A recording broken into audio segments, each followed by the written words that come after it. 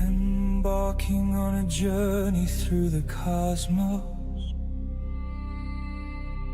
Galaxies shine with every step we take.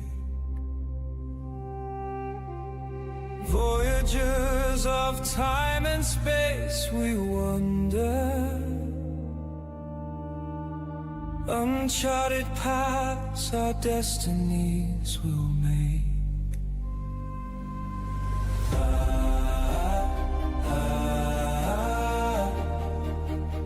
Drifting through timelines.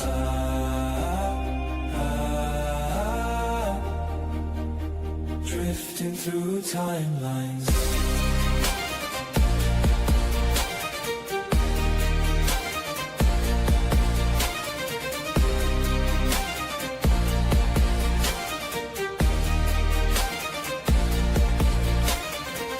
Stars unfold their stories in the twilight. Travelers intertwining cosmic streams. With every pulse, new horizons waiting. Futures born from yesterday's lost dreams.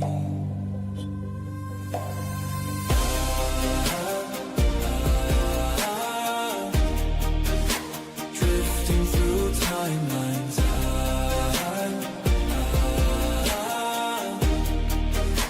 Drifting through timelines. Navigate the starlit mysteries. Wormholes flicker, calling us to fly. Every leap a note in endless symphonies.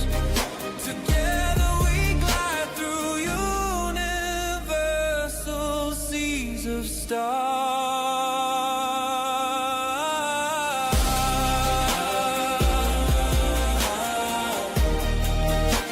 Drifting through timelines.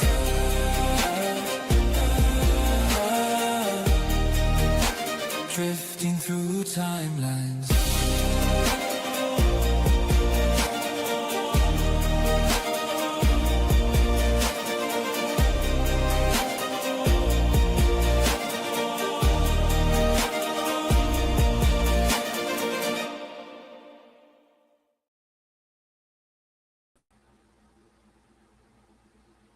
Hello everyone and welcome to my episode 12 live stream of Sci-Fi Historian discussing TV shows or pop culture topics. And with that out of the way, I have a list coming up for us to check out right here.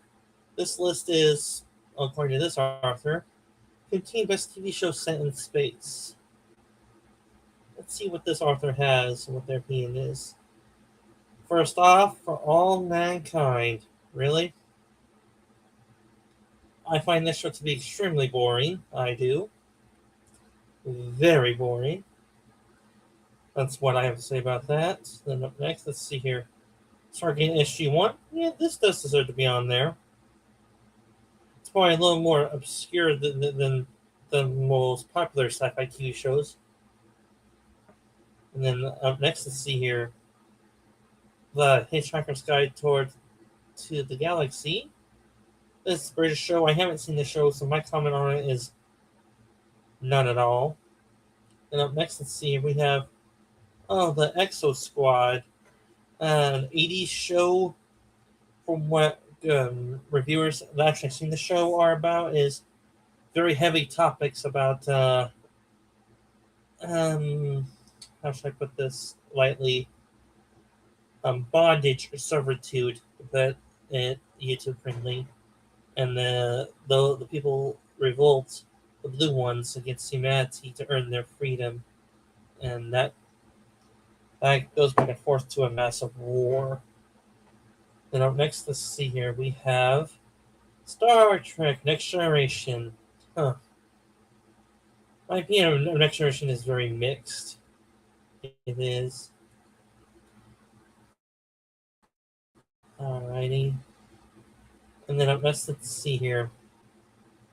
Red Dwarf, another British show. I haven't seen it. I've seen clips of it, but I haven't seen the show at all. So my opinion is very mixed. Is not there at all. I know if one of our fellow YouTubers actually comes up on the panel, he have a very positive view on it. And up next, let's see here, Babylon 5. I've seen clips of it. It's a pretty good show, but I haven't seen the whole show at all. But for what I see, it's a good show. And I would agree with that to a certain extent. Then up next, let's see here, we have Andor. Some would say the best Star Wars TV show in a long time.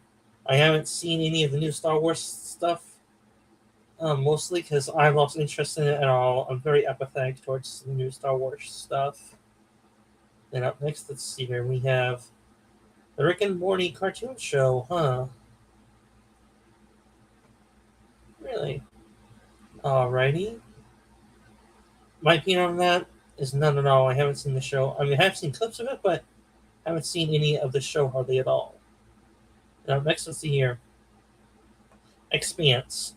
Trying to get into the first episode, could not get past it. So my opinion of it is mixed to negative. I could just hear the Expanse defenders. What do you mean? It's a great show. It's like the Gen Xers or Millennials or Gen Zers' favorite TV show right next to Star Trek. Saying, really? To me, it's boring. Next, let's see here. We have Firefly. I would say this is a. Well, I know if one of my community members will say, "Oh, it's a great show." I would say it's a, at worst, an okay show. At best, a good show.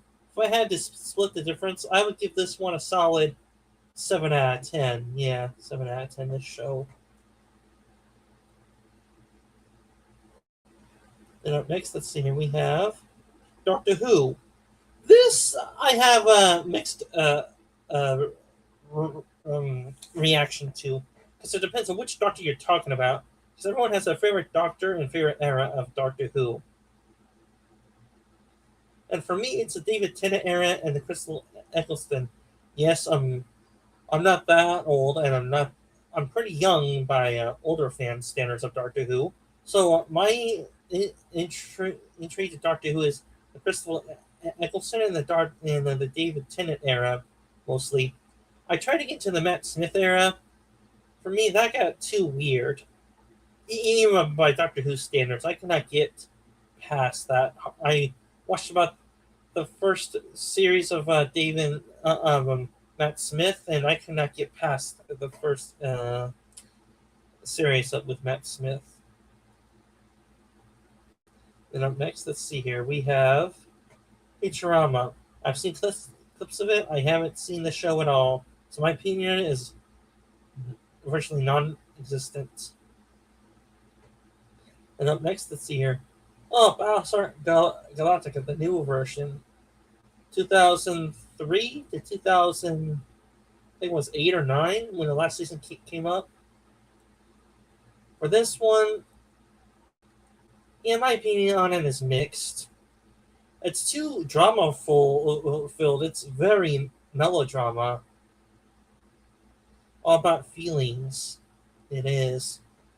And I really don't care about that. So, my opinion on Battlestar Galactica, good space battles, and especially for, well, I don't mind some drama, but not melodrama. Like the military drama between the admirals, Admiral Kane and Commander Adama before he was an admiral. That was a good arc. But beyond that, I don't care for the melodrama or the slow pacing of some episodes. So my opinion on this show is mixed. Alright, then up next, let's see here. We have the Star Trek TOS, the original series. I think it was 66 to, I don't know. It started somewhere in the 60s. I'm not sure the exact date. I could look it up, but I'm going to say probably was maybe 65 to 68, probably, maybe. And my years may be off a little bit. But this was a good show. It is. It had about, well, the show episodes are either hit or miss depending on what you watch. Um, Shows like The Balance of Terror, where Kirk faces Romulan Commander. They're basically two sides of the same coin. And then the Con episodes. Then let's see here. What else is there? Very impactful. Let's see here. What am I thinking of? Oh yeah, the Mirror Universe episodes. And then let's see here. Come on. Which ones pop out on you? Come on, think. Which ones? Come on. Sorry, fellas. I'll join up, but those are the episodes that have the most impact as far as I can say on my behalf. And that concludes this list. I hope you guys enjoyed this list. And then I'm going to go ahead and close it out. And hopefully they want to pull up another list for you guys. If not, you're going to hear me chatter on, or there's going to be a lot of silence while I look up for another something. So please stand by, ladies and gentlemen.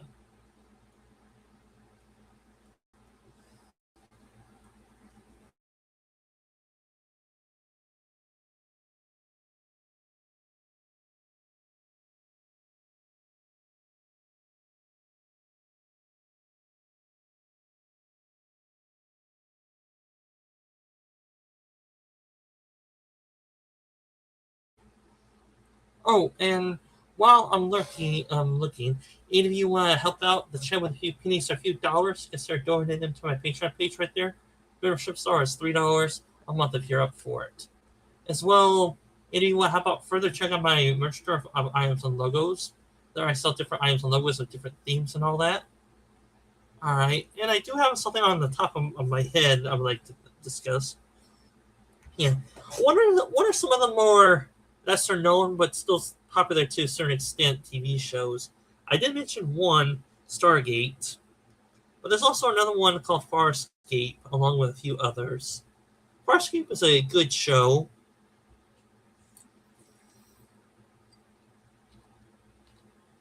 Especially when the plot of the show kicks in fully, where John Crichton has the wormhole technology and he's being chased throughout the galaxy by his foil and arch rival Scorpius.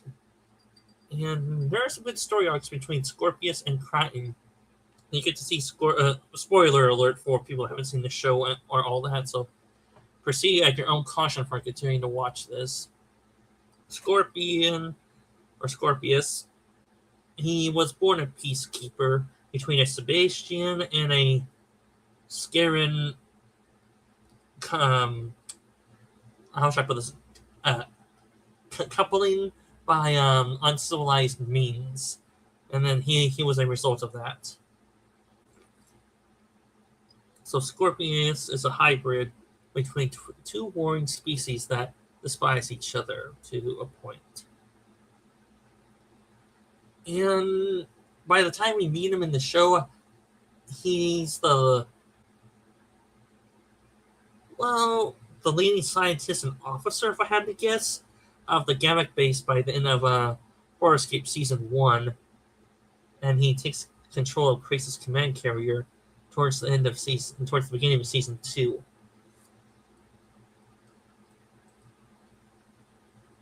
And Scorpius is impressed by John Crichton's planning and strategy when John Crichton used the planetoid that Scorpius base is on, the moon base. He was able to destroy it by igniting the seas of oil on the moon, forcing Scorpius to abandon the base and evacuate it, where he was researching wormhole technology and all that.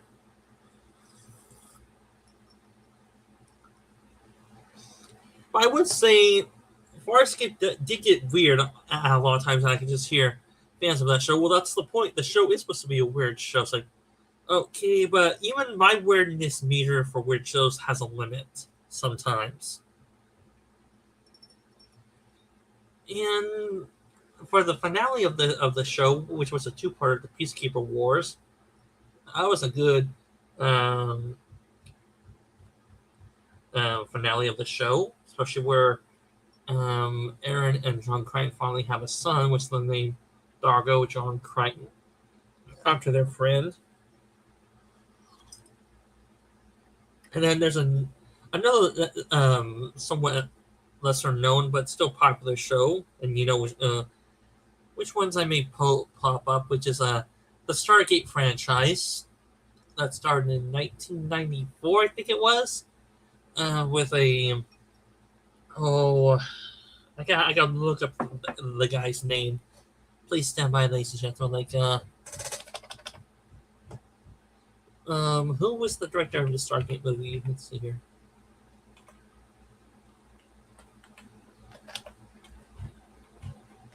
Let's see here.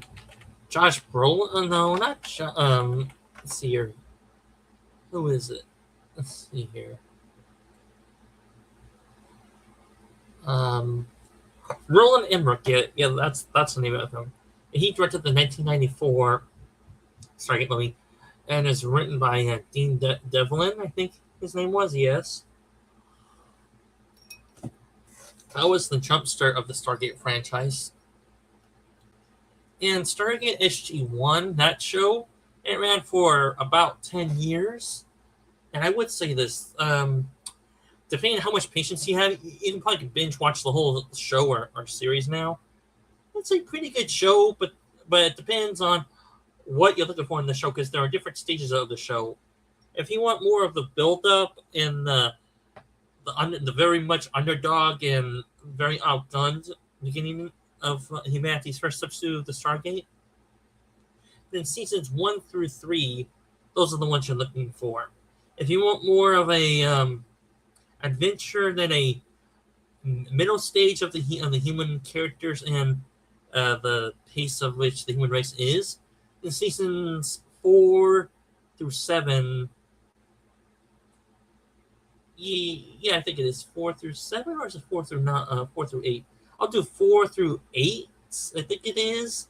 That's where the human race becomes a middle to a major power in the Milky Way galaxy, and that's where they start developing and discovering more powerful artifacts and ancient weapons, and developing their own ships to counter the alien races.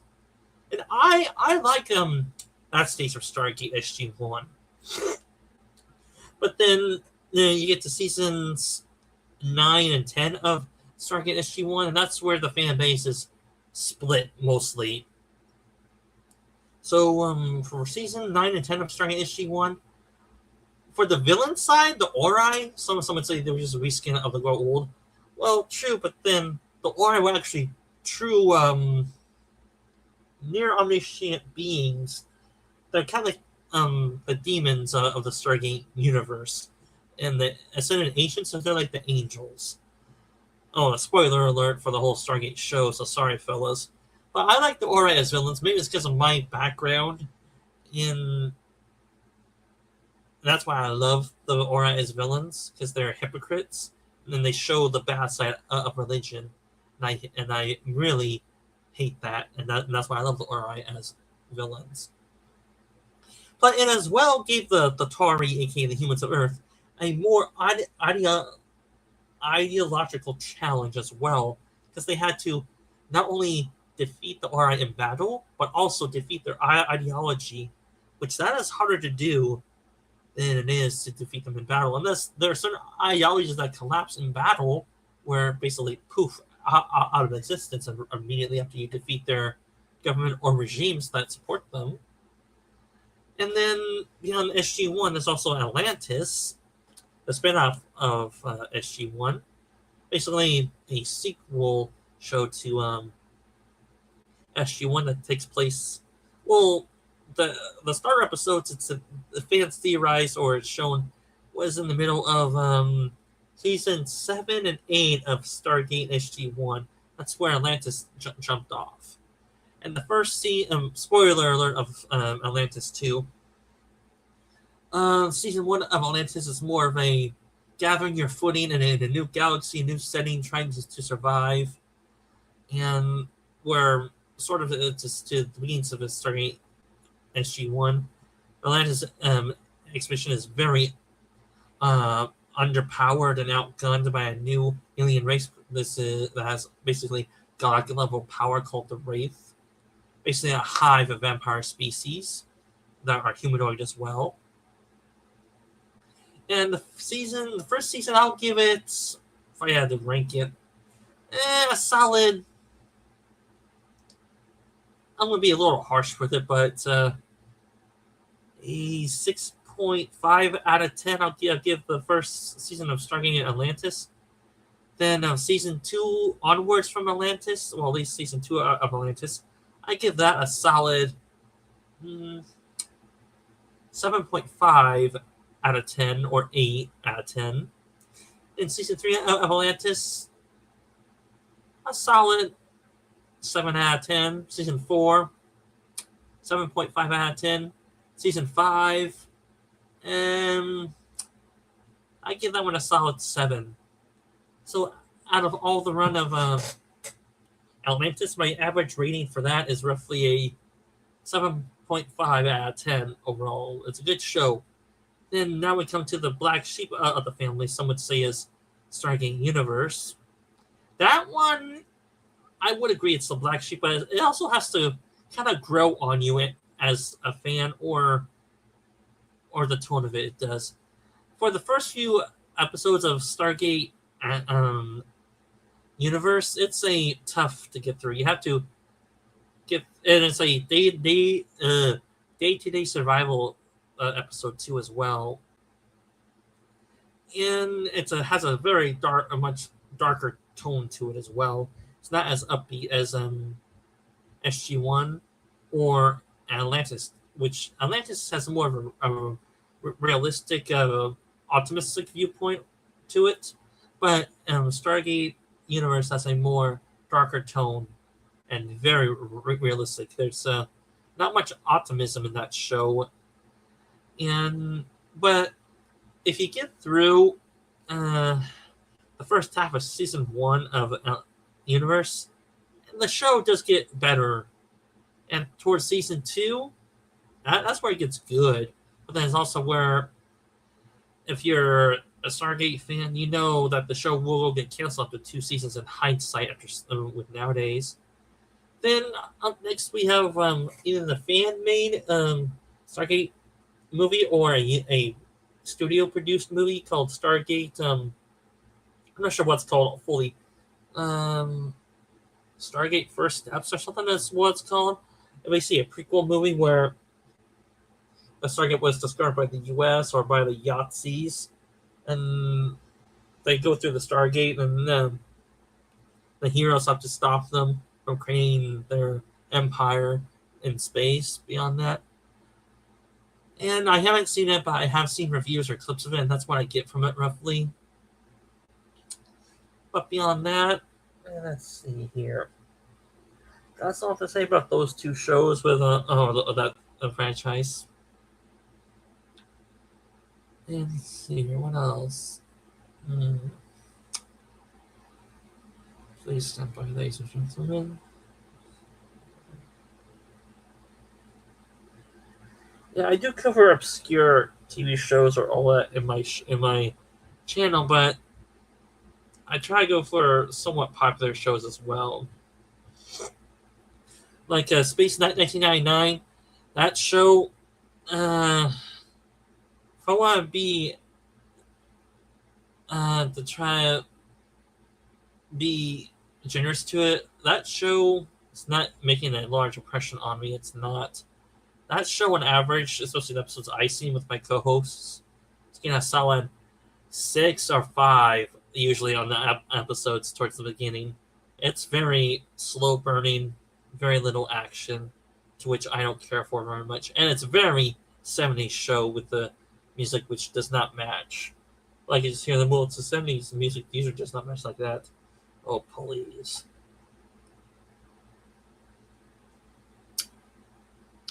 And then, of course, there's along those lines, Battlestar Galactica, or Battlestar just Galactica of the 1978 version, I think it is. Yeah, 8. From what fans say, that's a good show.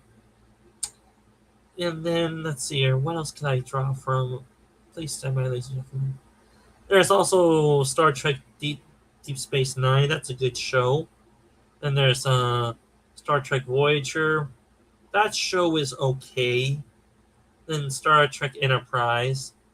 That show is a low end okay to just bland. To me, it is because it's bland. I just don't like Star Trek universe, Star Trek Enterprise that much. It's bland. And then let's see here. Then of course it's my area of expertise, Star Wars. The original trilogy. My view of it, the Star Wars New Hope movie, it's overrated. I give it a 6.5 out of 10. Empire Strikes Back, that one, a solid 9 out of 10. Return of the Jedi, that one I give it a solid 8. So if you want to average it out, let's see here.